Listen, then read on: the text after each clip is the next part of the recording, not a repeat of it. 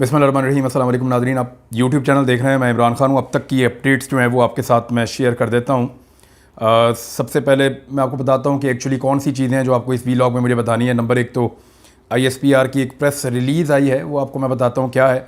वज़ीर आज़म ने ख़िताब किया है, इम्पोर्टेड वज़ीर आज़म ने कौम से, और शहबाज शरीफ ने क्या कहा वो आपको बताता हूँ। इमरान खान साहब ने अपने वकील के ज़रिए जो तफसीली पैगाम बाहर भिजवाया है वो भी आपको बताता हूँ। पाकिस्तान तहरीक-ए-इंसाफ ने बताया कि अब तक उसके कितने कारकुन गिरफ़्तार हुए, ज़ख्मी हुए और कितने लोग जो हैं वो जाँ बहक हुए हैं, वो उन्होंने भी एक दावा किया है, वो भी आपको बताता हूँ। और कुछ और चीज़ें हैं वो आपके साथ में शेयर कर देता हूँ। फ़ौज को तैनात कर दिया गया है दोनों सूबों के अंदर, खैबर पख्तूनख्वा में और पंजाब में।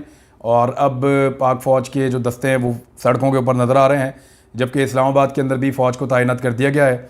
हुकूमत और इंतज़ामिया ने घुटने टेक दिए पाकिस्तान तहरीक-ए-इंसाफ के एहतजाज के सामने, और वो इसको कंट्रोल नहीं कर पाए। एक तरफ तो शहबाज शरीफ साहब ये कह रहे थे कि चंद लोग थे, बहुत थोड़े से लोग थे जो निकले, ज़्यादातर लोग नहीं निकले, और उन्होंने कहा कि ये बिल्कुल ही छोटा सा एहतजाज था। लेकिन उसके बाद साथ ही साथ हमने देखा कि इस्लामाबाद में, खैबर पख्तूनख्वा में और पंजाब में रेंजर्स को बुलाना पड़ा, फिर बाद में फ़ौज के दस्ते तलब किए गए, फ़ौज को तलब किया गया। तो ये सारी चीज़ बता रही है कि पाकिस्तान तहरीक-ए-इंसाफ का एहतजाज छोटा तो बिल्कुल नहीं था, बहुत बड़े पैमाने पर लोग निकले थे एहतजाज के लिए कि उनके लीडर को गिरफ़्तार किया गया था। लोग इमरान खान के बारे में ये एक तासुर रखते हैं पाकिस्तान में। नॉर्मली आप किसी से भी पूछ लें कि क्या इमरान खान करप्ट है, तो आपको लोग कहेंगे नहीं है। करप्शन के हवाले से लोग बड़े क्लियर हैं कि इमरान खान करप्ट नहीं है। सबसे ज़्यादा लोग चंदा इमरान खान को देते हैं पाकिस्तान में, सबसे ज़्यादा पैसे चंदे के नाम पर इमरान खान साहब इकट्ठे करते हैं पाकिस्तान में। तो वो इसलिए लोग देते हैं कि लोगों को ये पता है कि ये आदमी करप्ट नहीं है या पैसों का भूखा नहीं है। तो ये वाला जो इल्ज़ाम लगाकर इमरान खान साहब को गिरफ़्तार किया गया है, ये बात लोगों को हज़म नहीं हो रही। पाकिस्तान तहरीक-ए-इंसाफ के सिर्फ कारकुन नहीं हैं, बल्कि अवाम बहुत बड़ी तादाद में निकली है। पहले तो आपको मैं डाटा बताता हूँ जो कि तहरीक-ए-इंसाफ ने शेयर किया है। उनका ये कहना है कि उनके 47 लोग अब तक जाँ बहक हो चुके हैं। बल्कि भी थोड़ी देर पहले एक और इतला आई है, कन्फर्म नहीं की जा सकती क्योंकि गवर्नमेंट कोई इन्फॉर्मेशन दे नहीं रही। गवर्नमेंट की तरफ से अभी तक किसी चीज़ को ओन नहीं किया जा रहा, और वो बता नहीं रही कि उनके पास अदाद-ओ-शुमार क्या है। खैबर पख्तूनख्वा से जो खबरें आई हैं वो काफ़ी डिस्टर्बिंग हैं।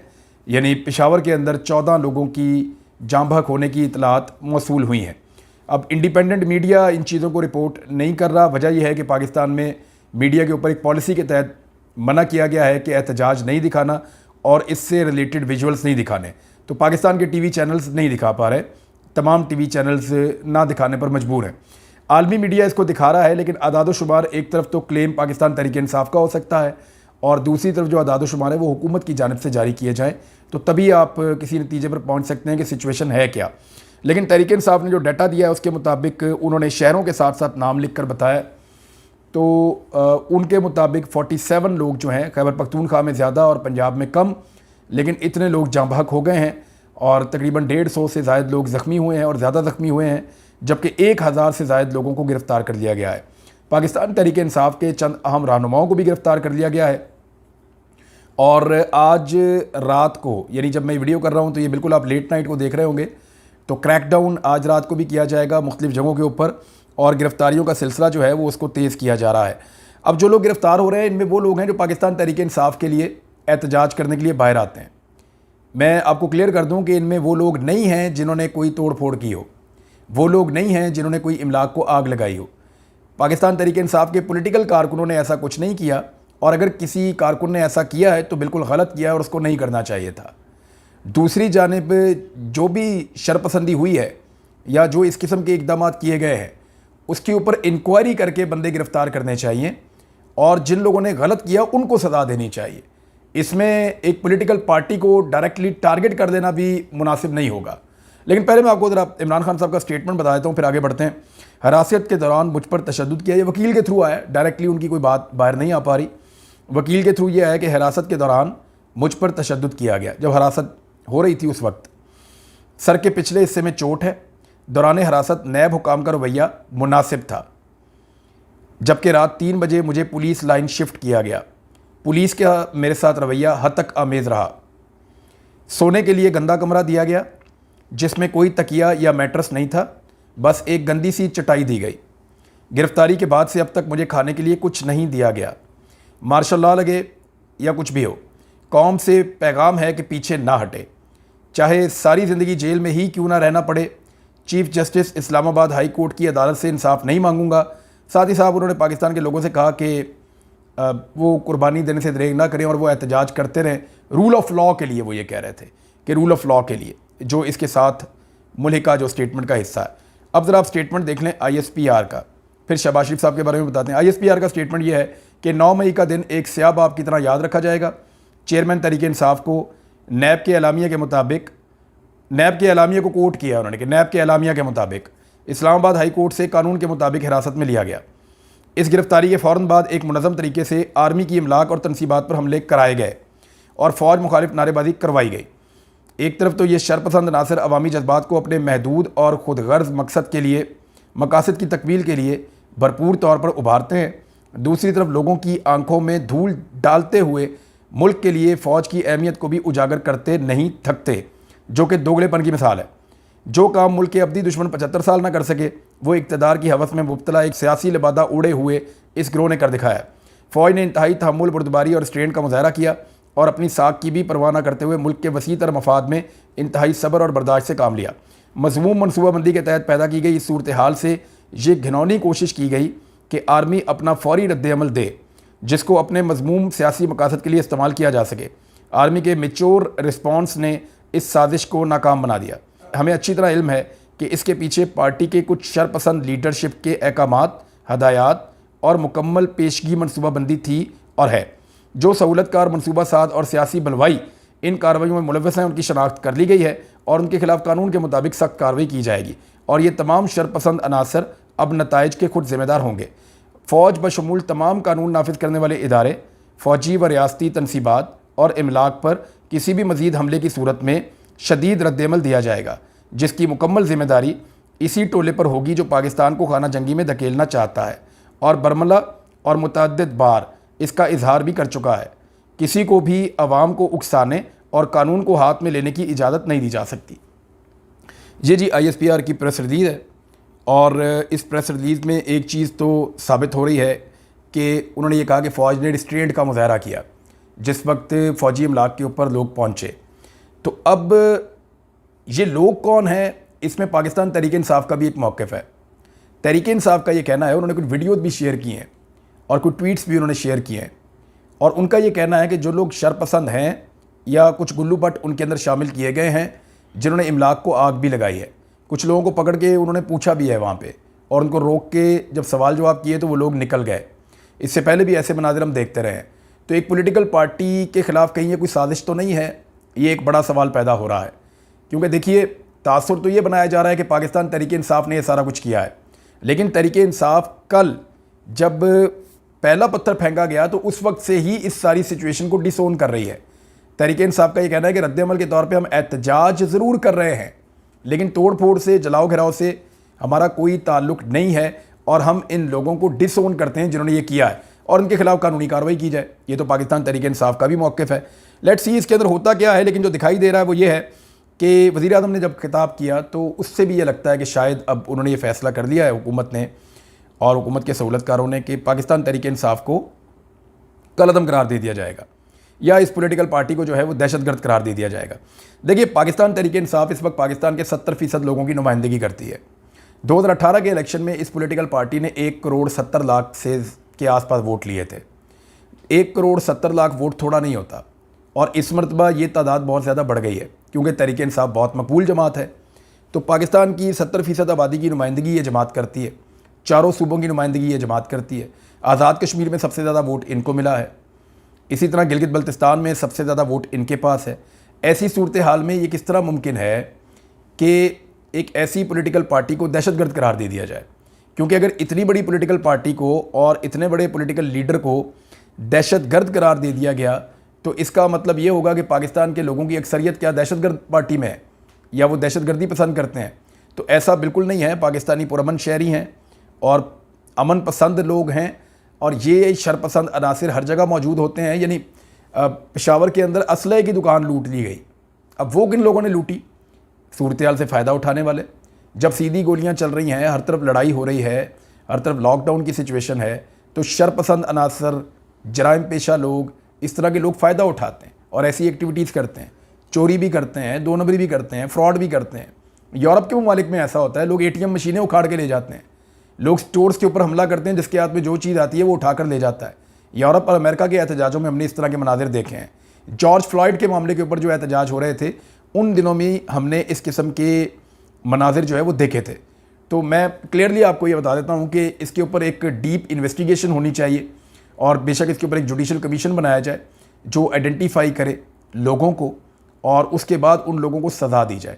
और अगर तो ये एक मनसूबाबंदी के साथ हुआ है तो ये भी काबिल मज़म्मत है, और फिर मनसूबाबंदी करने वाले जो लोग हैं उनको फिर साबित किया जाए कि इन्होंने मनसूबा बनाया, फिर उनके खिलाफ कानूनी कार्रवाई की जाए। लेकिन मेरे ख्याल में ये कुछ रद्दमल हो सकता है और कुछ वाक़यात बड़े अजीब तरीके से हुए। रमना थाने के अंदर शाम को रिपोर्ट किया गया, इस्लामाबाद के सहाफ़ियों से मेरी बात हुई, वो कह रहे जी रमना थाने के आसपास कोई था ही नहीं मुजाहरा करने वाला, अचानक थाने में आग लग जाती है, पता ही नहीं चलता क्या हुआ। कल अस्करी टावर के आसपास कोई एहतजाज नहीं हो रहा था, अचानक उसको आग लग जाती है, पता ही नहीं क्या हुआ। PMLN का जो दफ्तर है उसके बाहर वो कहाँ वहाँ एहतजाज हो रहा था, अचानक वहाँ पे जो है वो लोगों ने नारेबाजी की और हमने देखा कि वहाँ पे आग लग गई। और वहाँ पे आग लग ही नहीं सकती, मैं उस जगह को अच्छी तरह जानता हूँ, चारों तरफ जंगले लगे हुए हैं, मुमकिन नहीं है। लेकिन ये मनाजिर जो है वो फिर दिखाए भी गए। ये जो कुछ आगे हैं वो मशकूक हैं, कुछ जगहों के ऊपर जो एक्टिविटीज़ हुई हैं वो ठीक भी हुई होंगी और ठीक हैं भी, बाज़ाहिर दिखाई भी दे रहा है, लेकिन बहुत सारी जगहों के ऊपर मशकूक हैं। लेकिन जिन लोगों की जाने गई हैं वो तो वापस नहीं आएंगे ना। ये तो इमलाक ठीक हो जाएगी, गाड़ियाँ भी लोग और ख़रीद लेंगे, गाड़ियाँ ठीक भी हो जाएंगी, जो नुकसान हुआ है वो भरवाई भी हो जाएगी। देखें, बेनज़ीर भुट्टो साहिबा की शहादत के बाद भी तो नुकसान हुआ था, बेनज़ीर वापस नहीं आई, बाकी सारा कुछ ठीक हो गया। शहबाज शरीफ साहब ने जो खिताब किया है उससे भी ये क्लियर होता है कि वो पाकिस्तान तहरीक इंसाफ को एक दहशतगर्द जमात डिक्लेयर करना चाहते हैं। वो फौरी तौर पे पाकिस्तान आए हैं और उन्होंने एक खिताब किया है कौम से। खिताब करते हुए लिखा हुआ खिताब था शहबाज शरीफ साहब का, और वो बहुत ज़्यादा ऐसा लगता है कि किसी ने बड़ी मेहनत के साथ वो खिताब लिखा था। लेकिन शहबाज शरीफ साहब कोई सॉलिड बात नहीं करके गए, सिर्फ इल्ज़ामात लगा कर गए हैं और एक दो उनका अंदाज़ था कि अब ये कार्रवाई होगी वो होगी, लेकिन मुझे उस जो उनका खिताब है वो कंक्लूड होता हुआ दिखाई नहीं दिया।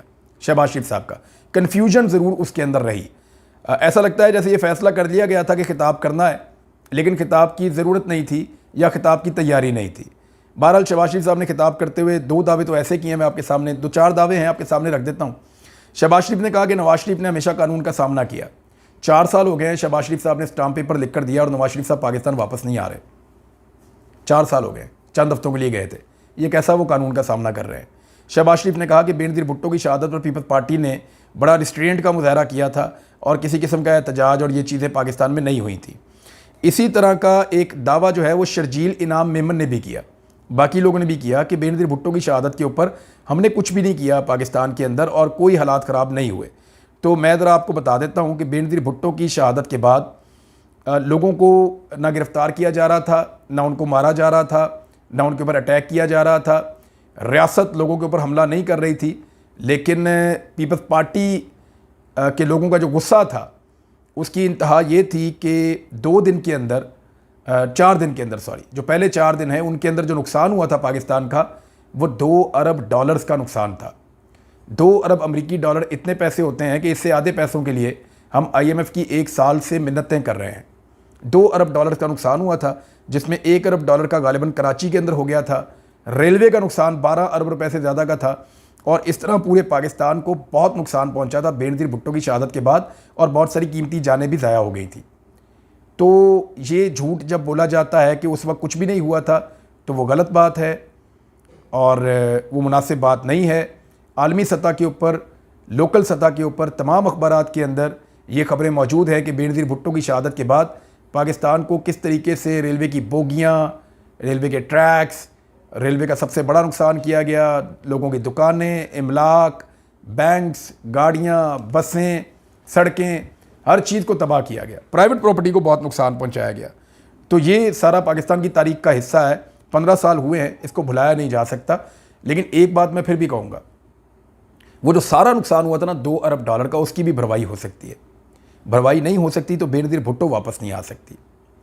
तो ये जो नुकसान होता है लोग इससे डरते हैं। इससे पहले लोगों ने अपने लीडर्स को खोया है, लोगों ने बेनज़ीर को खोया है, लोगों ने जुल्फ़िकार अली भुट्टो को खोया है, लोगों ने और लीडर्स खोए हैं, लियाकत अली खान ज़िंदा नहीं रहे। तो लोगों को लगता है कि इमरान खान भी उनके हाथों से छिन जाएगा, और इमरान खान पाकिस्तान के आम आदमी की वाहिद उम्मीद इस वक्त बना हुआ है। लेकिन फ़िलहाल तो पाकिस्तान की इस्टेब्लिशमेंट ने और पाकिस्तान की हुकूमत ने ये फ़ैसला कर रखा है कि इमरान खान के लिए ज़मीन तंग करनी है और उसे इमरान खान को दोबारा आने से हर हाल में रोकना है। अब देखना यह है कि सुप्रीम कोर्ट ऑफ पाकिस्तान क्या फ़ैसला करती है। देखें, एक खबर तो ये भी थी ना, हमने ही चलाई थी एक दिन, कि मरीम नवाज़ को गिरफ्तार करने से पहले या वारंट गिरफ्तारी निकालने से 10 दिन पहले नैब मरीम नवाज़ को आगाह करे। ये भी हमने चलाई थी, अदालत से आई थी खबर। अदालत ने हुक्म दिया था कि नैब ने अगर वारंट गिरफ्तारी मरीम नवाज़ के निकालने भी हैं तो 10 दिन पहले आगाह किया जाए। वो भी दौर था। अब इमरान खान साहब के छुट्टी वाले दिन अचानक वारंट निकलते हैं और वो भी गैर कानूनी निकलते हैं। पुराने कानून के मुताबिक अपने लिए इन तमाम लोगों ने कवानीन को बदल दिया है। जितने लोग पीडीएम के अंदर हैं, 1100 अरब रुपए की करप्शन के केसेस खत्म हो गए क्योंकि इन्होंने अपने ऊपर लागू होने वाले कानून को बदल दिया है। लेकिन इमरान खान साहब को पकड़ने के लिए पुराना कानून इस्तेमाल किया है। नए कानून के मुताबिक मुख्तलिफ वकला ये कह रहे हैं कि ये कार्रवाई हो ही नहीं सकती थी, लेकिन हुई है। हम देख रहे हैं मरीम नवाज़ वाले केस के अंदर, हमें याद है अच्छी तरह। अब फ़ौज को तैनात कर दिया गया है, उसके बाद लॉ एंड ऑर्डर को तो मेंटेन किया जा सकता है, लेकिन लोगों का एहतजाज जारी है इमरान खान की रिहाई के लिए, और लोग इमरान खान की रिहाई के लिए एहतजाज करते रहेंगे। लोगों को अगर ज़बरदस्ती घरों में बंद भी कर दिया गया, लॉकडाउन लगा के, कर्फ्यू लगा के, तो लोगों का गुस्सा क्या कम हो जाएगा या लोगों के जज्बात बदल जाएंगे? ऐसा नहीं होगा। ये लोग जब भी वोट देने के लिए आएंगे तो लोग एस्टेब्लिशमेंट के खिलाफ वोट देंगे, लोग पीडीएम के खिलाफ वोट देंगे, और हम ये देखेंगे, हम ये विटनेस करेंगे, और सारा पाकिस्तान इस बात को जानता है। अब सुप्रीम कोर्ट ऑफ पाकिस्तान के कोर्ट के अंदर बॉल है कि उनके पास एक केस है। उन्होंने एक फ़ैसला दिया हुआ है कि पंजाब के अंदर 14 मई को इलेक्शन करवाया जाए। 14 मई सर के ऊपर है, 14 मई आ रही है। देखते हैं कि पंजाब में 14 मई को इलेक्शन होता है या नहीं होता। अगर 14 मई को इलेक्शन नहीं होता तो सुप्रीम कोर्ट ऑफ पाकिस्तान फिर क्या करती है? क्या सुप्रीम कोर्ट अपने फ़ैसले को बदल लेती है, या सुप्रीम कोर्ट अपने फ़ैसले पर अमल ना करने की पादाश में जिन लोगों ने सुप्रीम कोर्ट की तौहीन की है उनके खिलाफ सज़ाएँ अनाउंस करती है? ये अब सबसे इम्पॉर्टेंट चीज़ जो है वो सुप्रीम कोर्ट ऑफ पाकिस्तान को करनी है। इमरान खान साहब की गिरफ्तारी के वाला केस जो है वो भी सुप्रीम कोर्ट ऑफ पाकिस्तान में है, वहाँ भी फैसला सुप्रीम कोर्ट ऑफ पाकिस्तान को करना है। तो अभी सब कुछ पता चल जाएगा। हालात ये पैदा हो गए हैं कि लाहौर पुलिस ने एक और शाहकार किस्म की FIR काटी है। FIR के मुताबिक मियाँ असलम इकबाल ने अपनी बंदूक से या अपनी गन से फायरिंग करते हुए, यानी दस्ती आतशी असला कहते हैं, पिस्टल वगैरह, यानी मियाँ असलम इकबाल ने अपने पिस्टल से फायरिंग करके तहरीक इंसाफ के कारकुन अब्दुल्ला को मार दिया, और दूसरी तरफ मियाँ महमूद रशीद ने अपने पिस्तौल से फायर करके एक और कारकुन तहरीक इंसाफ के हैं अब्दुल कदीर, उनको हलाक कर दिया। ये मुकदमा थाना सरवर रोड में दर्ज कर दिया गया है। यानी जब इस तरह का मजाक किया जाएगा, इस किस्म की FIR दर्ज की जाएंगी, तो उसके नतीजे में जो सारी की सारी इन्वेस्टिगेशन है वो मशकूक हो जाएगी। देखें, डिमांड क्या है पाकिस्तानियों की? वो ये है कि जिन लोगों ने भी इमलाक को नुकसान पहुंचाया उनको अलग किया जाए और उनको अलग तरीके से डील किया जाए, और पता किया जाए ये कौन लोग हैं, इनका ताल्लुक कहाँ से और किसने इनको भेजा है और ये क्यों ऐसा कर रहे थे। ये एक अलग केस है, इसको अलग किया जाए और सियासी जमात के एहतजाज को अलग देखा जाए। लेकिन अगर सियासी जमात के लोगों पे ये इल्ज़ाम लगेंगे कि वो हथियार लेकर आए, इससे पहले उन्होंने बेशुमार एहतजाज किए हैं, बेशुमार जलसे जुलूस किए हैं, बेशुमार चीज़ें उन्होंने की हैं, तो मियाँ असलम इकबाल खुद अपने हाथ में गन पकड़ के एक कारकुन को कत्ल कर देंगे और कोई कैमरा उनको नहीं देखेगा? How is it possible? सैकड़ों मोबाइल फ़ोन हर वक्त इन लीडर के आसपास फिर रहे होते हैं और लोग इनको कवर कर रहे होते हैं।